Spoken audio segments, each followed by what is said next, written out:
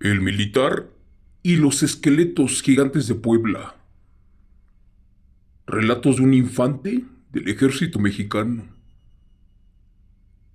Buenas noches. Soy un militar de infantería y les quiero contar lo que miré cuando aún era niño.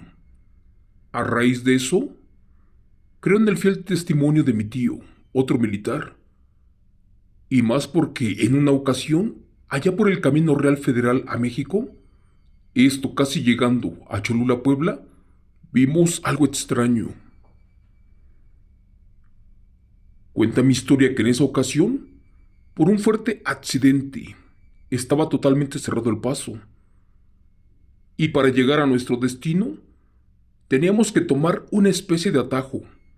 Esto pegado por unas ruinas, unas prehispánicas muy antiguas, las cuales tenían poco de haber sido descubiertas.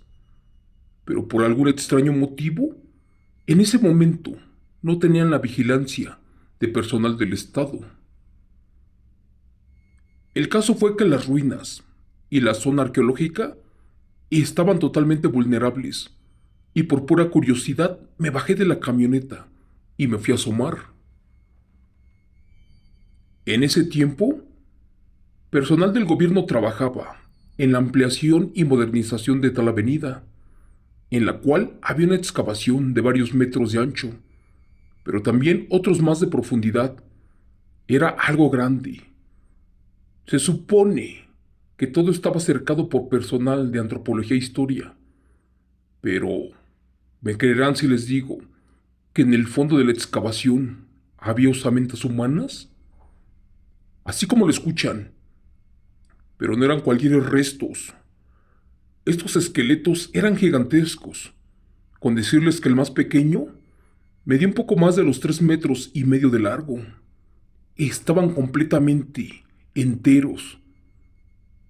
Esa vez iba con mi padre y otro familiar, quienes al ver eso se asustaron y mucho, ya que los huesos de estos esqueletos se veían enormes.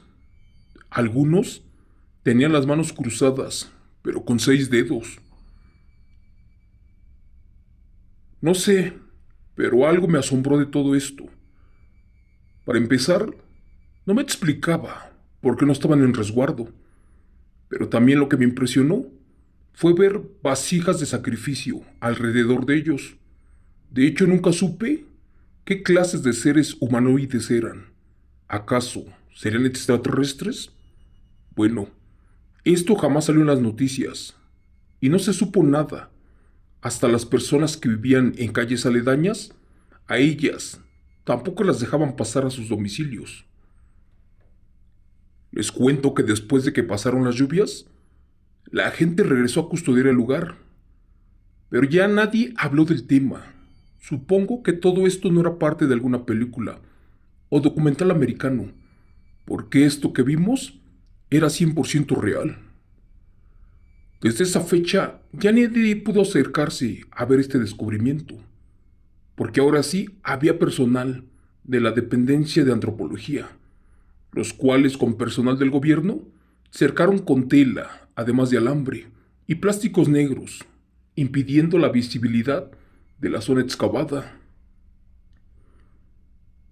Tiempo después abrieron un poco los costados para poder dejar libre el paso vehicular, aunque aún con bastante vigilancia estatal, los cuales para nada dejaban acercarse, de hecho a nadie, ya que esto era algo clasificado del gobierno, algo que no podía salir a la luz pública.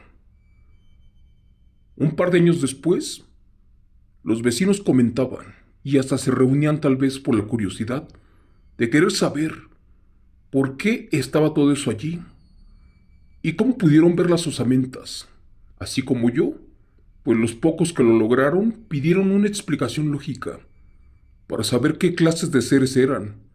¿Acaso serían alienígenas como los vio mi tío hace años? La verdad, por lo menos queríamos tener un acercamiento del tema, para evitar una futura desgracia. Como ya lo dije, años después todo quedó como leyenda urbana, porque entre los mismos vecinos había algo de cierto, porque muchos tenían pruebas, de que solamente los que lo llegamos a ver comprobamos que eran seres extraterrestres, pero gigantes. Hay cosas que desconocemos y otras más que no sabemos, pero hay más que nos oculta el gobierno. Tal vez lo hacen para no crear paranoia y para que sigamos viviendo con lo que solamente conocemos. En fin, esa es una de las muchas experiencias que nos pasó en la familia, en especial a mí y a mi tío el militar. Él es de las fuerzas especiales del ejército.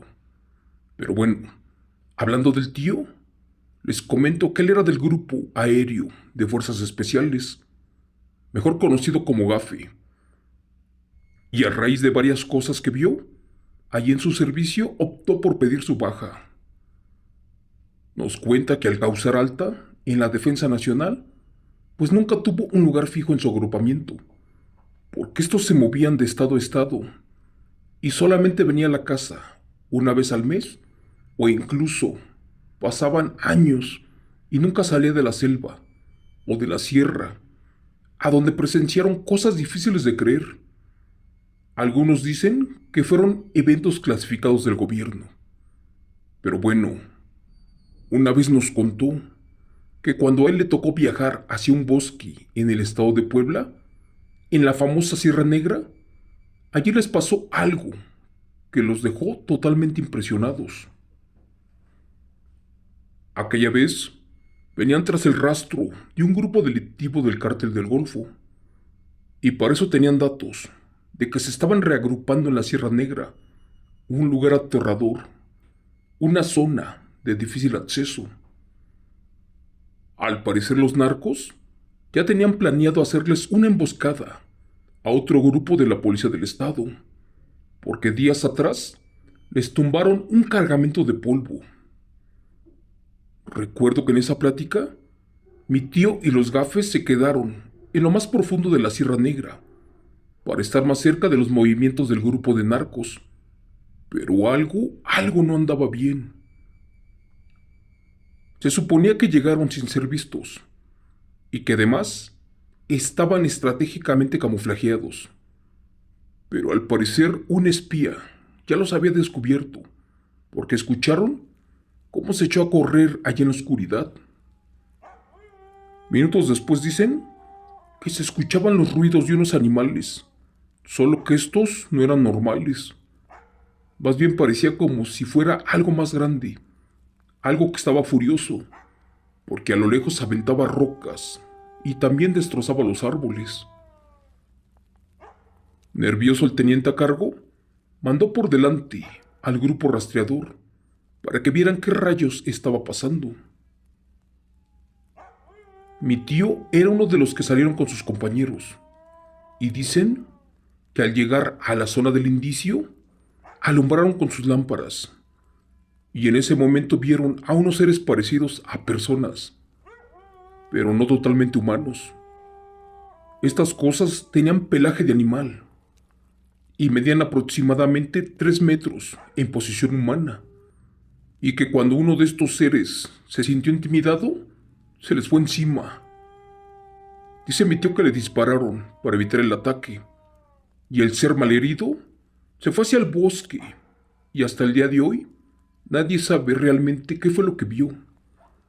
Es por eso que a raíz de este evento y de otros más, mi tío pidió su baja, porque casi queda loco de lo que vio como elemento activo del ejército mexicano. Gracias. Relato escrito y adaptado por Chemo San Juan, de eventos reales del militar Mercedes Acosta.